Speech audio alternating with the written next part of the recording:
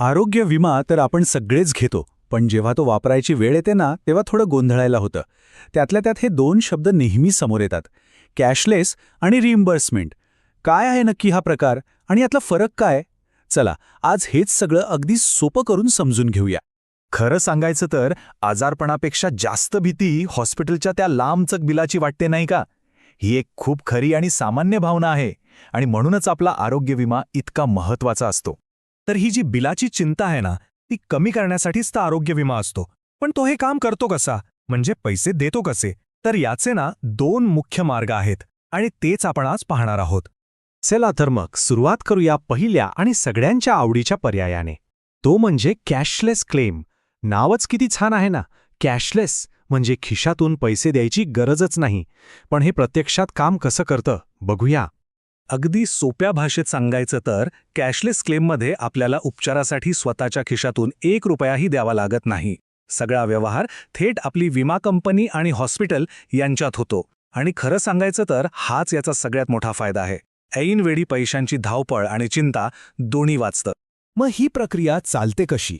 सगळ्यात पहिली आणि महत्त्वाची अट म्हणजे विमा कंपनीच्या नेटवर्कमध्ये असलेल्या हॉस्पिटलमध्येच दाखल व्हावं लागतं. म्हणजे ज्यांच्याशी कंपनीचं टाय अप आहे तिथे गेल्यावर फक्त विमा डेस्कवर आपलं हेल्थ कार्ड दाखवायचं. आपलं काम झालं. पुढचं सगळं काम हॉस्पिटल बघतं. ते विमा कंपनीकडून उपचारासाठी परवानगी काढतात आणि उपचार पूर्ण झाल्यावर बिल थेट कंपनीकडे पाठवतात. आपलं काम फक्त बरं होऊन घरी जायचं.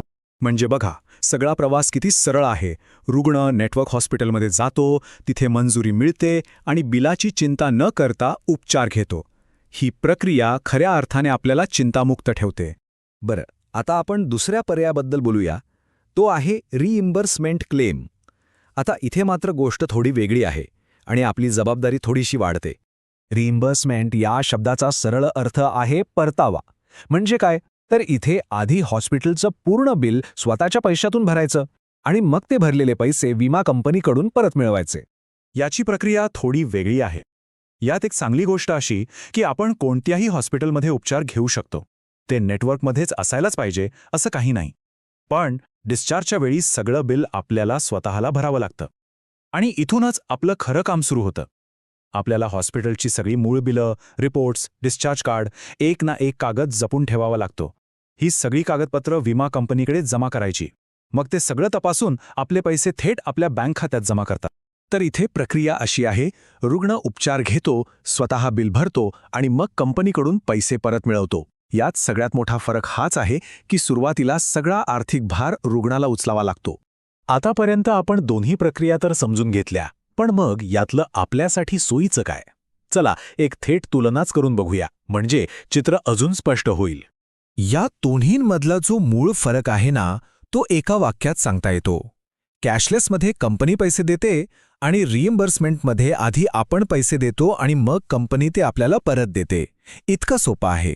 या टेबलमध्ये तर फरक अगदी स्पष्ट दिसतोय.